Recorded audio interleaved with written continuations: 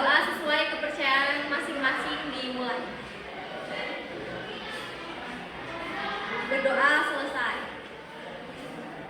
Nah, sekarang hadir semua ya teman-teman. Oke, sebelumnya dari teman-teman ada yang pernah mengikuti kegiatan bimbingan kelompok? Ada nggak? Belum ya. Jadi di sini biar kakak jelaskan terlebih dahulu apa itu bimbingan kelompok. Jadi bimbingan kelompok itu adalah proses pemberian bantuan secara berkelompok seperti yang sedang kita lakukan saat ini. Adapun asas-asas bimbingan kelompok yang harus kita lakukan. Yang pertama ada asas kerahasiaan. Apapun yang teman-teman dapatkan dalam sesi bimbingan kelompok ini tidak boleh teman-teman bicarakan di luar sesi bimbingan kelompok ini. Lalu ada asas keterbukaan. Di sini teman-teman harus terbuka satu sama lain, tidak boleh tertutup. Apapun yang teman-teman rasakan harus disampaikan. Lalu ada asas kesukarelaan. Di sini dalam kegiatan ini teman-teman mengikuti bimbingan kelompok atas kemauan sendiri tanpa adanya paksaan dari siapapun. Lalu yang terakhir adanya asas kemandirian. Kakak harap setelah proses bimbingan kelompok hari ini teman-teman bisa secara mandiri menyelesaikan masalah teman. Paham teman-teman? Paham. Baik teman-teman, untuk kesepakatan waktunya kira-kira mau berapa menit ya? 40 menit. 40. Oke, karena yang terbanyak 40 menit, jadi kesepakatan kita melakukan bimbingan kelompok selama 40 menit atau 1 jam pelajaran. Siap ya teman-teman? Siap. Oke, sebelum mulai kita perkenalan terlebih dahulu. Nanti saat perkenalan teman-teman menyebutkan nama, hobi, alamat, dan kelas teman-teman masing-masing. Perkenalan dimulai dari kakak. Perkenalkan, nama kakak Novi Arini Hidayati, alamat kakak di Desa Ketanggungan, hobi kakak membaca. Nah, perkenalan boleh dilanjutkan dari sebelah kanan kakak.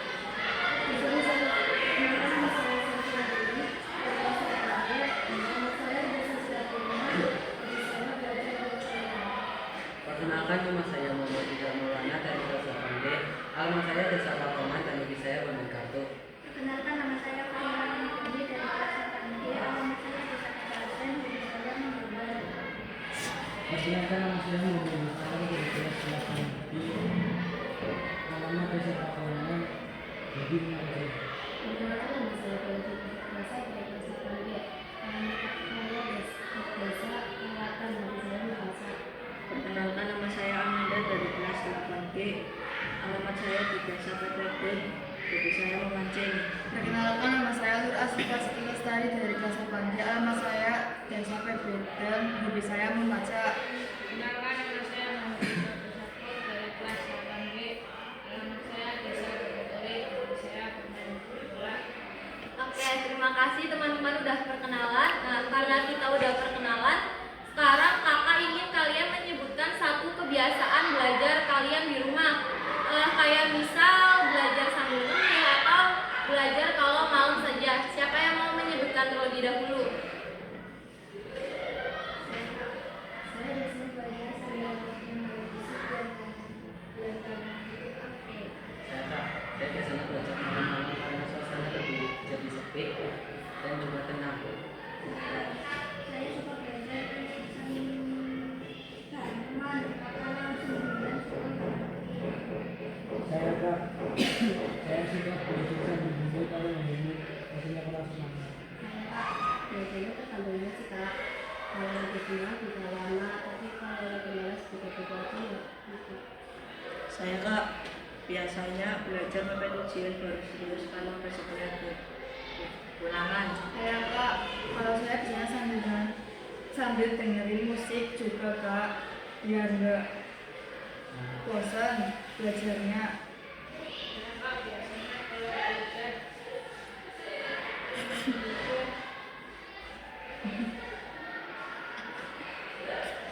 sambil tanya teman, jadi kalau saya yang paham tanya teman.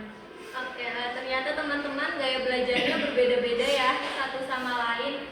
Nah, karena di sini teman-teman udah menyebutkan gaya belajar teman-teman itu apa, jadi sekarang kita akan masuk tahap pembahasan utama, yaitu mengenai mengubah kebiasaan belajar menjadi lebih berkualitas. Teman-teman siap nggak?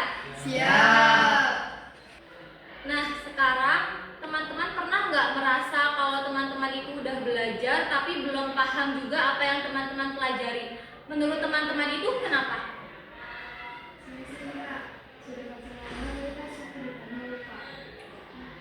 Saya coba kak, biasanya kalau pelajarannya susah cepat bosan. Kalau saya suka belajar, cuma kalau udah mepet biasanya baru nanti malam sebelumnya. Saya sih kadang malam tidur. Jadi waktu belajar malah nanti kurang bagus. Saya sering nggak punya jadwal, jadi belajarnya nggak teratur. Saya kak, soalnya kadang belajarnya nggak fokus kak, sambil buka HP terus. Oke, itu hal yang wajar ya teman-teman. Kadang kita sudah berusaha belajar semaksimal mungkin tapi belum tahu gaya belajar kita yang cocok itu seperti apa. Nah, itu disebut dengan gaya belajar. Menurut teman-teman, apa itu yang dimaksud gaya belajar? Saya kak, saya cara kita memahami pelajaran kak.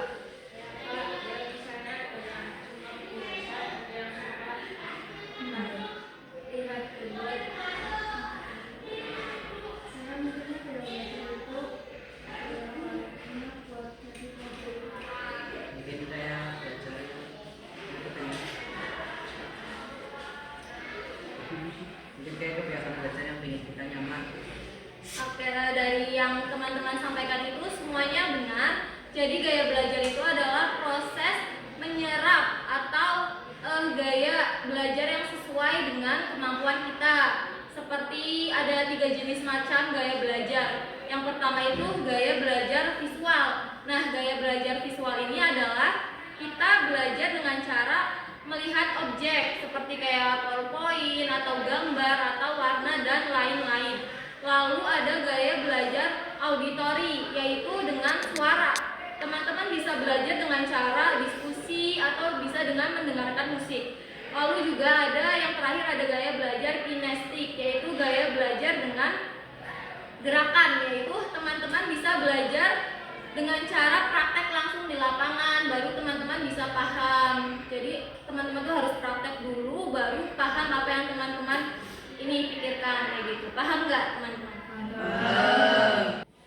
Sekarang coba kalian pikirkan gaya belajar apa yang kalian biasanya lakukan. Saya biasanya baca buku terus tapi bosan. Saya suka nonton video belajar jadi lebih mengerti. Saya kak, saya suka belajar sambil menulis ulang atau menggambar. Saya kak, saya suka belajar sambil dengerin audio gitu kak. Jadi lebih cepat paham. Ya.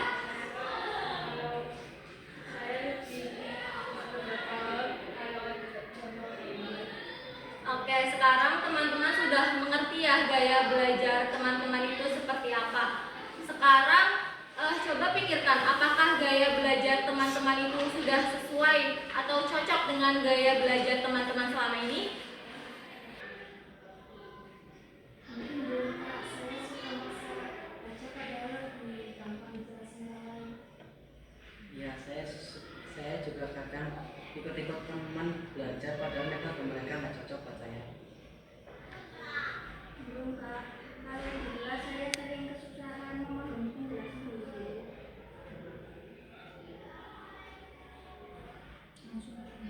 Belum kak, saya suka nonton cara belajar tempat dari nggak cocok. Saya malah sering belajar tengah malam, kadang nggak fokus, belum konsisten. Juga kak, kadang rajin, kadang enggak. Oke, itu wajar banget ya teman-teman. Kadang tuh kita belum tahu gaya belajar apa yang cocok dengan kita. Tapi sekarang kan kita sudah belajar tentang gaya belajar. Nah, menurut teman-teman, apa manfaatnya setelah teman-teman mengetahui apa itu gaya belajar? Jadi bisa lebih cepat paham pelajaran. Nggak bosan kalau belajarnya sesuai dengan kebiasaan sendiri. Oke.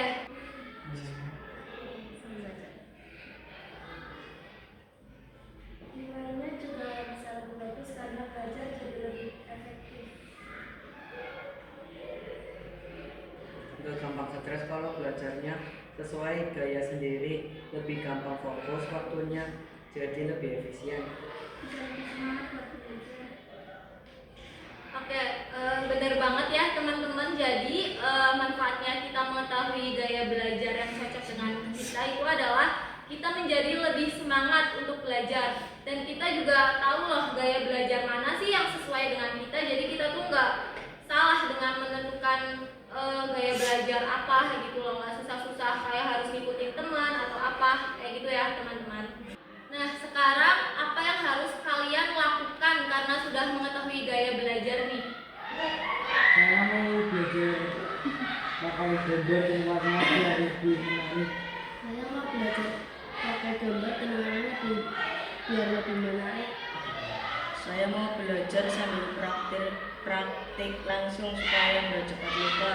Saya mau bikin catatan warna-warni biar nggak bosan. Saya juga mau belajar sambil praktek langsung. Saya mau belajar bareng teman yang gayanya mirip sama saya. Oke, bagus sekali teman-teman. Perlu diingat ya, gaya belajar itu gak ada yang salah. Semuanya tergantung kenyamanan dan sesuai keinginan kita dan kecocokan apa sih yang kita bisa untuk gaya belajar tersebut. Nah, sekarang kakak punya permainan namanya rangkai kata. Nah, cara mainnya itu nanti kakak nih menyebutkan kalimat. Nah, nanti teman-teman itu melanjutkan kata terakhirnya. Paham nggak? Paham. Iya, jadi kayak kakak tuh kalimat apa nanti yang sebelahnya kakak tuh melanjutkan kata kalimat pakai kata yang terakhir. Kayak misal aku suka belajar. Nah, nanti si ini Selfie tuh nyebut kayak belajar apa gitu. Kayak kata terakhirnya kan kakak nyebut belajar. Nah, nanti Selfie kata pertamanya itu belajar. Paham nggak? Dimulai dari kakak ya. Aku suka membaca. Membaca buku. Buku IPA. Entah itu asli. Asik membaca. Buku di rumah banyak. Banyak pelajaran yang disukai. Suka matematika. Mereka pelajaran yang aku tidak suka. Oke, tepuk tangannya. Oke, kakak senang sekali karena teman-teman udah bisa terbuka dan cerita banyak pada sesi bimbingan konseling hari ini. Jadi kesimpulan dari sesi ini adalah setiap orang punya gaya belajar masing-masing. Jadi setiap orang itu gaya belajarnya beda-beda, nggak sama. Lalu mengenali gaya belajar itu membantu kita lebih mudah memahami pelajaran yang sulit kita pahami. Lalu juga tidak ada gaya belajar yang lebih baik. Yang penting sesuai dengan diri sendiri. Nah, dari sini ada yang mau disampaikan, entah itu pesan atau kesan. Kegiatan bimbingan kelompok hari ini menyenangkan dan dapat membuka pikiran kami. Kegiatan bimbingan kelompok hari ini seru dan menyenangkan. Kegiatan ini membuat kami lebih sadar bahwa menyontek itu bukan solusi. Saya senang bisa ikut proses konseling kelompok ini. Semoga kegiatan kayak gini sering diadain, soalnya benar-benar membantu banget buat curhat dan dapat pandangan baru. Terima kasih Kak, saya jadi paham kalau ajakan teman bisa membawa pengaruh baik kalau kita bisa memilih dengan bijak. Oke, terima kasih teman-teman buat saran dan pesannya. Mungkin sesi bimbingan kelompok pada hari ini cukup sampai di sini aja. Sebelum mengakhiri, alangkah baiknya kita berdoa terlebih dahulu. Berdoa sesuai kepercayaan masing-masing dimulai. Berdoa selesai. Oke, terima kasih teman-teman udah menyempatkan waktunya untuk hadir pada hari ini. Kurang lebihnya kakak mohon maaf. Wassalamualaikum warahmatullahi wabarakatuh. Waalaikumsalam.